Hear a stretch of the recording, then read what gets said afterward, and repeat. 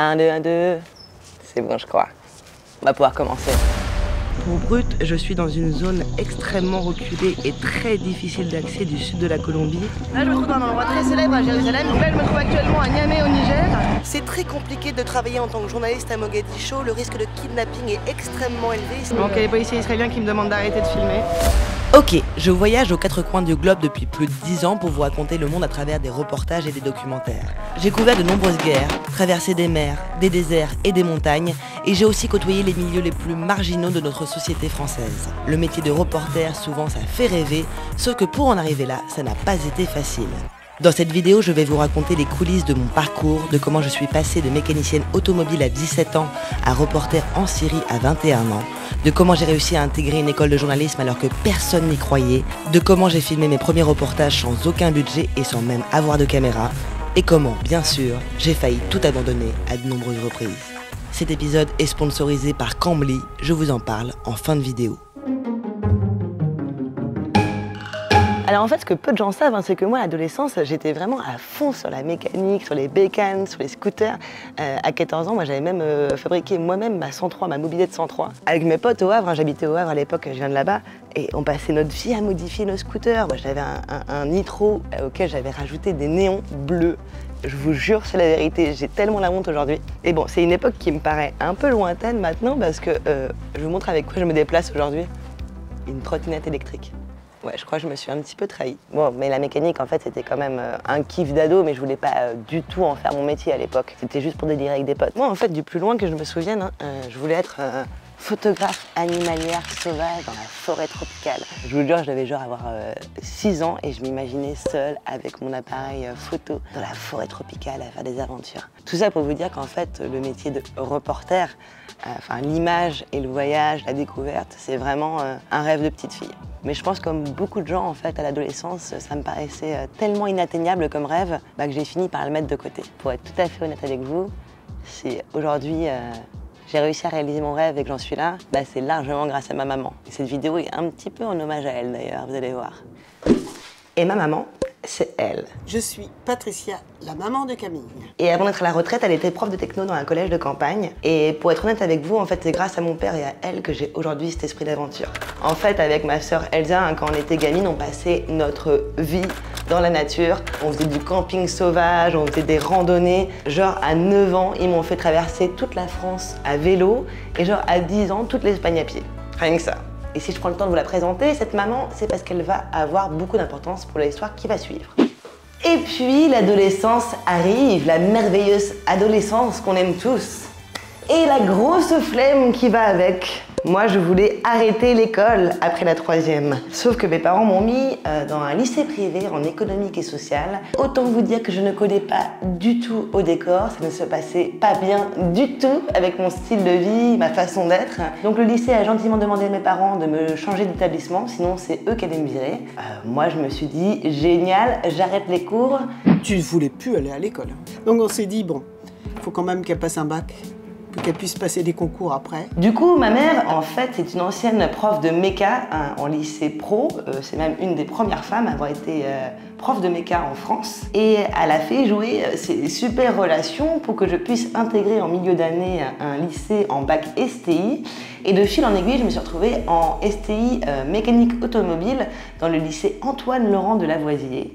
Alors, si vous ne connaissez pas ce lycée, c'est un des plus chauds de la région en Normandie. Pour vous donner un peu le contexte, en fait, il y a des élèves qui sont en prison la nuit et qui vont en cours la journée. Mais moi, j'adore cette ambiance, je me plais vraiment beaucoup, je me fais des super potes, les profs sont au top. Ça me fait reprendre confiance un peu en l'école et j'arrive en terminale et bingo, j'ai mon bac de mécanique automobile. À la fin du bac, qu'est-ce que je vais faire après? Gros problème. Alors toutes les deux on a réfléchi, puis quand t'étais petite, t'aimais bien écrire nos récits de voyage, t'aimais bien tout ça, puis t'aimais bien faire des petits articles tous les jours. Si tu faisais journalisme, j'avais dit ça parmi d'autres trucs. C'est ça, je veux faire journaliste. Dingue. Comment on va faire? Je décide de postuler. Donc il y avait 3 IUT. Pour ceux que ça intéresse, il y avait Lannion, Tours et Cannes qui sont accessibles après le bac. Moi, avec ma clé à molette et mon bleu de travail de l'époque, c'était un peu compliqué. Et donc, le premier IUT n'accepte même pas ma candidature, je peux même pas passer le concours. Le deuxième IUT, j'en ai encore les boules, j'ai du mal à raconter cette histoire parce que j'ai encore les boules, je vous jure. En fait, ma mère m'avait payé un billet de train pour aller aux journées portes ouvertes d'un de ces IUT. Je fais la queue devant la porte pour poser des questions à un prof. Et donc, première question, évidemment, est-ce que je peux prétendre intégrer votre école, au moins passer le concours avec mon bac de mécanique automobile? Et là, le prof m'a regardé mais d'un air tellement méchant en me disant que je n'avais absolument rien à foutre ici et que je ne viendrais jamais journaliste. Il t'avait roulé dans la boue, en fait, un peu, ce monsieur. Il t'avait mis plus bactère. Donc, tu étais venue, mais furieuse, mais en colère. Et tu t'étais dit, c'est pas possible, il faut que je réussisse pour lui clouer le bec à cet abruti. Mais plus jamais un mec ne m'humilie comme ça. Comment ça, il me dit que je vais pas devenir journaliste? J'ai 17 ans. Tout n'est pas perdu quand même, putain, à 17 ans. Mais dans ma tête, c'était bon, je savais que j'allais devenir journaliste et que je ferais tout pour y arriver. Quand même, revenons sur cette anecdote de ce prof quand même. Moi, je trouve ça super grave en fait de briser les rêves d'une gamine de 17 ans quoi. Comme si tout était foutu à 17 ans. On n'a pas tous les mêmes caractères en fait. Je me dis que s'il était tombé sur un autre futur potentiel talentueux journaliste qui aurait fait des trucs incroyables mais qui avait un parcours qui était pas le parcours classique, et s'il n'avait pas eu le même caractère que moi, ce mec aurait pu lui briser son rêve en 10 secondes sans même savoir qui il avait en face de lui. Enfin, moi, je trouve ça super grave de faire ce genre de choses. En tout cas, j'espère que ce mec regarde cette vidéo aujourd'hui et qu'il s'en veut. Et bon, j'ai postulé au 3e IUT, celui de Cannes, qui sont les seuls à avoir accepté ma candidature. Et ça, c'est le chapitre suivant. Du coup, j'arrive dans le sud de la France pour passer le concours de journalisme de l'IUT de Cannes. J'arrive dans la salle des examens et là, je vois les copies. Actu, culture G, français, anglais. J'étais dans la merde, j'avais pas du tout le niveau, pas du tout. Je me rappelle plus de ma note, je me rappelle juste qu'elle était négative. Bon, du coup, convoqué pour l'oral l'après-midi. Moi, j'attendais. Et en me arrangeant les ongles, pour voir. Ah là là, c'était tellement compliqué. Je pouvais répondre à rien, en fait, je ne savais rien à rien. Jusqu'au moment où, en fait, il me pose la question, mais Camille, en fait, pourquoi tu veux devenir journaliste? Tu sais rien. Et là, du tac au tac, c'est sorti du fond du cœur. En fait, je veux être journaliste pour que les gens comme moi soient enfin informés. Et là, bingo, j'avais dit la phrase qu'il fallait.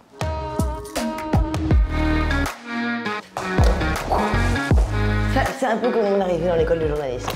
Alors, chapitre suivant, les stages. À l'IUT de Cannes, il fallait faire des stages chaque année, en fin d'année. Première année, je fais très classique dans la presse quotidienne régionale, PQR ou Havre Libre, Paris-Normandie.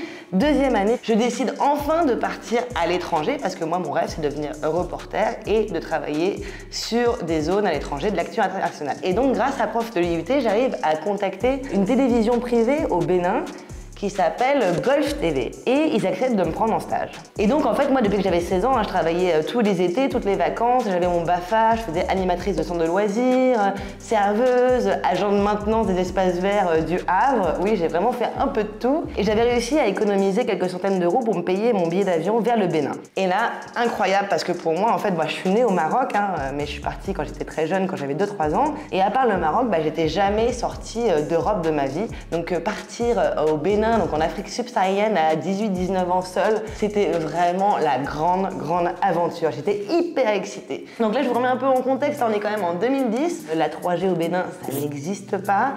Pas de Google Maps, rien. Il n'y a pas les réseaux sociaux. Enfin, moi, je ne connais pas Twitter, Facebook à l'époque, ça vient tout juste d'arriver en France, mais moi, je ne le connaissais pas. Donc vraiment, c'était les voyages à l'ancienne. Ça fait très vieille de dire ça, mais je suis tellement contente d'avoir connu cette époque où il fallait vraiment se débrouiller par soi-même. Et donc là, vraiment, en fait, c'était incroyable parce que j'ai dû apprendre à faire du journalisme à l'ancienne, quoi, comme dans les années 80.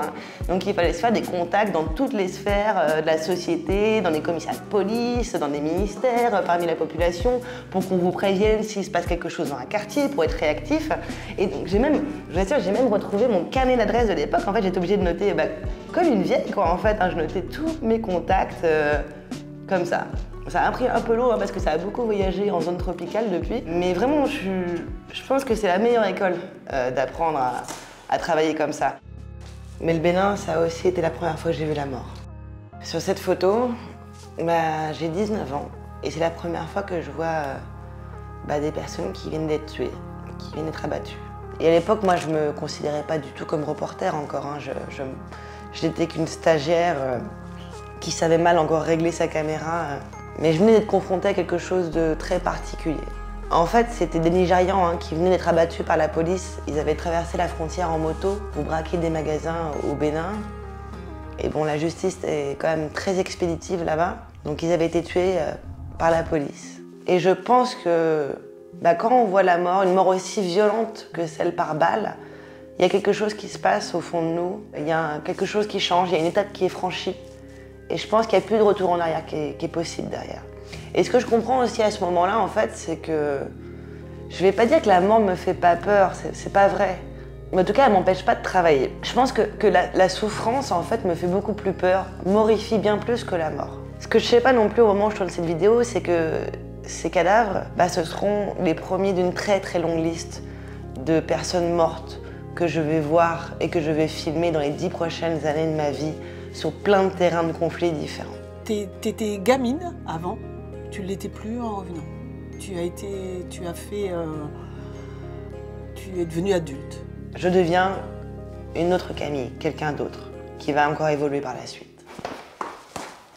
Et donc, pour ma deuxième année de journalisme, je décide de partir en stage au Congo-Brazzaville pour travailler pour une chaîne qui s'appelle MNTV. Ils sont 786 réfugiés rwandais à vivre dans ce camp de fortune. Et après ce stage, je décide de repasser par le Bénin avant de rentrer en France. En fait, je me suis mis en tête à l'époque que j'allais faire un documentaire étudiant. En fait, je vous avoue que j'avais été encore énormément marquée par la mort de ces Nigérians et j'avais appris qu'il y avait un phénomène très courant au Bénin qui s'appelle la vindicte populaire. Alors la vindicte populaire, c'est quoi? En gros, c'est des mouvements de foule où les gens attrapent des voleurs ou des criminels ou peu importe et les brûlent en place publique. C'est vraiment atroce. Alors je sais pas pourquoi je me suis mis là-dedans, mais je m'étais mis en tête que je ferais un documentaire étudiant là-dessus. Sauf que je n'avais aucune caméra et zéro budget. Donc la seule solution que j'ai trouvée à l'époque, c'est d'aller voir Golf TV, donc la chaîne béninoise pour laquelle je travaillais l'année précédente. Et en gros, je leur ai proposé, écoutez les gars, je travaille pour vous gratuitement quelques jours, je fais quelques reportages. En contrepartie, vous me filez, vous me mettez à dispo une caméra gratuitement. Donc voilà, moi j'étais toujours un peu dans le côté un peu débrouillarde. C'est pas grave, on n'a pas de budget, on n'a pas de thunes, mais on trouve toujours une solution pour tourner. Et donc je tourne ce documentaire qui est extrêmement violent. Vraiment, je ne comprends pas à l'époque pourquoi j'ai décidé de faire ça. Je pense que c'était pas du tout la bonne manière de commencer. Je ne comprenais pas comment ça pouvait avoir lieu en pleine place publique devant tout le monde et j'avais envie de comprendre. Mais là, clairement, je suis trop jeune pour faire un reportage comme ça, trop jeune pour avoir le recul nécessaire pour l'anglais, pour tourner mon documentaire de manière intelligente, pour essayer peut-être d'analyser sociologiquement d'où viennent ces mécanismes de justice populaire. Bref, à mon avis, pour moi, c'était une grande erreur de faire un reportage aussi difficile et aussi violent dès le début. Mais voilà, c'était ma première expérience de documentaire à l'étranger. Du coup, là, on est sur la dernière année de journalisme en licence et là, je décide de faire un stage dans les dom-tom parce que l'avantage des dom-tom, c'est qu'ils ont France Télévisions et j'avais besoin d'avoir une chaîne française un peu connue sur mon CV. Et donc, la rédaction de France Télé en Guyane accepte de me prendre en stage. Je passe 3-4 mois là-bas, fais des reportages passionnants, notamment sur leur péage clandestin, sur plein de choses, super. Et à la fin du stage, mon rédacteur en chef me propose de rester pour travailler à la pige, pour être pigiste, c'est-à-dire de travailler ponctuellement pour eux et de payer à la journée. Moi, je refuse parce que j'avais déjà mon plan en tête. En fait, je voulais partir au Liban pour essayer d'être correspondante là-bas pour couvrir le Moyen-Orient et aussi continuer à apprendre l'anglais et l'arabe que j'avais commencé à apprendre à l'IUT de journalisme parce qu'en fait, j'étais vraiment très nulle en langue étrangère et je savais que ce serait un gros handicap pour ma vie professionnelle. Et d'ailleurs, c'est pour ça que c'est le moment idéal pour le sponsor de ce jour, Cambly. Mais Cambly, c'est quoi? En fait, Cambly, c'est une plateforme d'apprentissage de la langue anglaise. Et ce que je trouve hyper cool sur cette plateforme, c'est une plateforme qui est hyper interactive, personnalisée et surtout, c'est ultra flexible pour une bonne et simple raison, c'est que pour avoir cours, il suffit d'avoir une connexion Internet. Donc comme je vous disais plus tôt, moi ça a toujours été un énorme handicap dans ma vie professionnelle de ne pas bien maîtriser la langue anglaise. Et si Cambly avait pu être disponible à l'époque où je suis partie en Liban, donc il y a maintenant presque 10 ans, plus de 10 ans, eh bien je peux vous assurer que j'aurais gagné énormément de temps et d'argent. Et en plus, ce que je trouve vraiment cool, c'est que, bon, évidemment, hein, les profs sont tous originaires de pays anglophones, hein, c'est-à-dire que c'est leur langue maternelle, l'anglais, mais ils viennent du monde entier. Et donc, du coup, tu peux travailler plein d'accents différents et découvrir plein de cultures différentes. Moi, par exemple, j'ai eu cours avec Jill, hein, qui est américaine, et franchement, moi, l'accent américain, c'est vraiment l'enfer pour moi. Et pourtant, j'ai eu l'impression de progresser hyper rapidement avec elle. Alors Cambly, c'est pas des petits nouveaux, ils ont déjà accompagné plus de 10 millions d'utilisateurs dans l'apprentissage de la langue anglaise. Donc vraiment, je recommande vivement cette plateforme à toutes celles et ceux qui veulent progresser rapidement et efficacement dans leur maîtrise de la langue anglaise. Et ce qui est incroyable en ce moment, c'est qu'en plus, Cambly propose une offre promotionnelle. Je vous mets le lien juste ici en description, et avec ce lien, en fait, vous avez le droit à un cours gratos, déjà trop cool. Et en plus de 50% de réduction sur un abonnement de 12 mois, donc 1 an, valable sur les cours particuliers comme sur les cours en groupe. Donc franchement, n'hésitez pas une seule seconde, et en plus, ça soutient ma chaîne. Et voilà, c'est la fin de ce sponsor. On continue l'histoire. Est-ce que ça vous dérange? J'ai tellement envie de m'allonger dans l'herbe. Ah, qu'est-ce que je kiffe ça. Qu'est-ce qu'on est bien. Donc j'étais en train de vous expliquer que je venais d'avoir ma licence de journalisme, et du coup je décide de partir au Liban pour donc apprendre les langues, mais aussi essayer de travailler comme correspondante, parce que bon, bah, à un moment ou à un autre, il faut bosser, quoi. Et en fait, moi j'ai envoyé des mails à la terre entière, à tous les médias francophones possibles et imaginables. Et ma boîte mail ressemblait à ça, totalement vide. En fait, ce que je n'avais pas réalisé avant de partir, bah, c'est qu'en fait, Beyrouth, c'est un peu le QG de tous les reporters, correspondants, correspondantes qui coulent au Moyen-Orient. Donc autant vous dire qu'avec rien sur le CV, zéro contact, aucune expérience, bah, c'était impossible pour moi de travailler. Donc en attendant, moi je décide de donner des cours de français à des Libanais et à des Syriens, histoire de me faire un petit peu d'argent. Je me fais quand même pas mal de potes là-bas, un très bon groupe de potes, je fais beaucoup la teuf, je me suis même fiancée là-bas. Bon, non, c'est une anecdote, on n'a pas du tout envie d'en savoir plus, hein. Cette personne, je ne l'ai jamais revue depuis. Par contre, il y a une autre anecdote que j'avais très envie de vous raconter. Celle-ci, elle est beaucoup moins rigolote. Ouais, je me suis dit que pour cette anecdote, c'était quand même pas super approprié de vous raconter ça dans l'herbe. Bon, donc là on est le 19 octobre 2012. Ce jour-là, il y a eu un attentat à Beyrouth. Il y a un général de la sécurité sunnite qui a été tué par un attentat à la bombe. Et en général, dans ce genre d'endroit, ça peut entraîner des cycles de vengeance. C'est-à-dire que si un sunnite est tué, les sunnites vont vouloir se venger et vice-versa. Et donc le soir même, moi je suis en voiture avec des potes, on veut se rendre à une soirée. Et au détour d'une rue, en fait, on se fait arrêter à un barrage tenu par des Palestiniens, donc sunnites. Là, moi, je suis avec un pote qui est chrétien libanais, avec des grosses dreadlocks, il est roux. Il n'est pas du tout dans ces histoires-là, et je me dis qu'on va passer le barrage sans problème, parce que on n'est pas le public ciblé, entre guillemets, quoi. Il y a une autre copine qui est syrienne à l'avant, moi à l'arrière qui suis française. On a vraiment des têtes de gens qui vont en soirée et que c'est pas du tout nous le souci, en fait. Et en fait, mon pote qui est au volant, hein, commence à parler avec les jeunes qui sont au barrage. Et il parle en arabe, donc du coup, hein, et je vois que le ton commence à monter, à monter, à monter. Je comprends pas encore très bien l'arabe, mais je vois que ça commence à se tendre. Je commence à voir surtout qu'il y a des jeunes avec des barres de fer qui commencent à approcher de la voiture, à taper sur la carrosserie. Et à l'arrière, il commence à avoir un gars derrière moi qui ouvre le coffre. Et en fait, là, mon pote qui conduit, juste, il flippe de ouf parce qu'il a peur qu'on lui mette une bombe dans le coffre ou quelque chose, une merde, en fait, et qu'il y a un gros souci. Et là, en fait, il est pris de panique et il fonce sur le barrage et il traverse. Et là, l'enfer. Tout le long de la rue, il y avait des mecs avec des kalachnikovs. Et ils nous ont criblés de balles toute la route. Et au bout de la rue, en fait, il y avait l'armée de libanaise. Hein, donc nous, ce qu'on voulait, c'est atteindre l'armée pour être en sécurité. Ça devait être quelques secondes, hein, je pense. Hein. Mais pour moi, pour nous tous, ça nous a semblé des heures. La voiture a été criblée de balles. Il y a une pierre qui a explosé la vitre arrière où j'étais assise. Et en fait, je sais pas comment j'ai pensé à ça. Hein. Je pense que c'est même pas passé par le cerveau, l'information. Ça allait directement par la moelle épinière. Et en fait, la seule idée que j'ai eue à ce moment-là, c'est de m'allonger en fait sur la banquette, sur le sol devant la banquette arrière, pour qu'en fait, il y ait le minimum de surface de mon corps qui soit atteignable par les balles.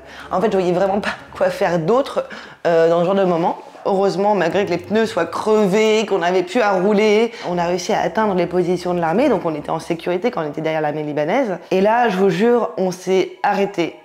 Et je m'en rappellerai toute ma vie. Hein. Personne n'a parlé. On était 3 dans la voiture. Tout le monde regardait devant, en fait, tout le monde était tétanisé et avait hyper peur de bouger la tête sur le côté ou à l'arrière, parce que pour nous, c'était sûr qu'il y en avait un d'entre nous qui avait été au moins gravement blessé, sinon mort, quoi. On voyait pas, vu ce qui venait de se passer, on voyait pas comment c'était autrement. Et donc à un moment, on défrise, et là, on se rend compte qu'en fait, que personne n'est touché. Mais c'est un miracle. Un miracle. Le soir même, on a appelé la dépanneuse, parce que bon, il n'y a pas grand-chose d'autre à faire que d'appeler la dépanneuse, et on est rentré chez mon pote. Et en fait, le lendemain, quand on a repris nos esprits, on a été voir la voiture, et en fait, on a compté 17 balles de Kalachnikov qui avaient traversé la carrosserie. 17 balles. Dont une balle, en fait, qui avait traversé le coffre, qui avait traversé le siège sur lequel j'étais assise. Heureusement, j'étais allongée au sol, et qui s'était enfoncée dans le siège du conducteur. Donc vraiment, le miracle. Mon pote, du côté de son côté, le côté conducteur, il y avait des balles qui avaient ricoché sur sa fenêtre. Je crois pas vraiment au destin ou aux anges gardiens, mais ce jour-là, il s'est vraiment passé quelque chose. Je ne sais pas quoi, mais il s'est passé quelque chose. Et donc, c'est comme je vous disais un peu avec le Bénin, en fait, il y a ces moments comme ça dans la vie, dans le parcours. Je pense que ça fait ça pour tous les métiers, sauf que pour notre métier de reporter, des fois, c'est un peu plus intense. On franchit des étapes. Comme au Bénin avec les morts, en fait, ce qu'on a vécu fait qu'on ne pourra plus jamais être les mêmes, qu'on ne pourra plus revenir en arrière. Et grâce à cette étape-là, on apprend beaucoup de choses sur soi-même. Moi, ce jour-ci, j'ai vraiment appris que, en fait, j'avais du sang-froid. Je m'étais jamais retrouvée confrontée à une situation pareille auparavant. Alors attention, quand je dis sang-froid, je ne dis pas peur. Encore une fois, la peur, c'est hyper important. Celui qui vous dit qu'il n'a pas peur dans ce genre de situation, c'est soit qu'il ment, soit qu'il est stupide et dangereux. Parce que la peur, en fait, c'est l'adrénaline, ça permet d'être hyper réactif, d'être hyper alerte, le cerveau il est à fond, et du coup c'est ce qui permet justement de prendre les bonnes décisions. Le sang-froid, c'est autre chose, ça veut dire qu'on ne panique pas dans ces moments-là, en fait. On a l'adrénaline, mais on ne fait pas n'importe quoi, on n'est pas en panique. Et le sang-froid, c'est essentiel dans ce métier-là pour prendre les bonnes décisions sur le terrain. J'ai compris quand même qu'il y avait un petit potentiel, et que j'étais prête à aller couvrir des terrains beaucoup plus compliqués. Et c'est comme ça que quelques mois après ce qui s'est passé à Beyrouth, ce jour-là, j'ai pris la décision de partir en Syrie, à Alep, pour couvrir la guerre là-bas. Et je ne le savais pas à l'époque, mais c'est là-bas que j'allais devenir reporter. Alors la Syrie, c'est très long à raconter ce qui s'est passé là-bas pour moi. J'ai passé plus de 2 mois sous les bombardements, en plein milieu de la guerre. Donc je vous ferai une vidéo vraiment que pour parler de ça. Voilà, merci beaucoup de m'avoir écouté, d'être resté jusqu'au bout. S'il vous plaît, abonnez-vous. S'il vous plaît, abonnez-vous, parce qu'en fait, si j'atteins les 50 000 abonnés avant la fin de l'été, je vais pouvoir bénéficier d'une bourse du CNC. Et ça, pour moi, ça représente beaucoup de choses. En fait, ça me permettrait de faire énormément de choses. Sur cette chaîne, je vais vous parler de plein d'autres choses. J'ai beaucoup d'expériences que j'ai jamais partagées en fait au grand public. Le fait que, quelques mois après la Syrie, par exemple, j'ai traversé avec 500 personnes à bord d'un bateau de clandestins depuis la Libye jusqu'à Lampedusa. Après, j'étais au milieu du coup d'État en Centrafrique. Enfin voilà, j'ai fait beaucoup de choses. C'est pas pour me vanter que je dis ça, mais j'ai pas mal de choses à vous partager. Je sais pas si ça vous intéresse. N'hésitez pas à le mettre en commentaire, en tout cas si c'est le cas. J'ai aussi plein de potes qui font le même métier que moi, mais qui n'ont pas du tout le même parcours. Moi, j'aimerais bien monter une émission de podcast pour essayer de leur parler avec eux, de vous partager un peu leur expérience. Donc dites-moi pareil si ça vous intéresse. Je voulais juste faire un petit mot à ceux qui avaient participé au financement participatif sur Patreon et qui voyaient aujourd'hui cette vidéo sponsorisée. Vous êtes peut-être très déçus, mais de toute façon cette chaîne, je vais prendre l'habitude d'être très honnête avec vous. Merci beaucoup d'avoir participé au Patreon. J'ai été très surprise par votre générosité. Malheureusement, ça ne suffit pas du tout pour le moment pour lancer la production. Vous voyez la caméra qui me sert à filmer, je l'ai empruntée à un pote parce que j'ai même pas de caméra à moi. Cette sponsor d'aujourd'hui va déjà me permettre d'acheter du matériel. Donc toutes les vidéos ne seront pas sponsorisées, mais là pour le moment, j'ai vraiment pas le choix que de combiner financement participatif et sponsor. En tout cas, merci beaucoup d'être là. Merci. Je vous dis à bientôt. Profitez bien de votre été. Ciao.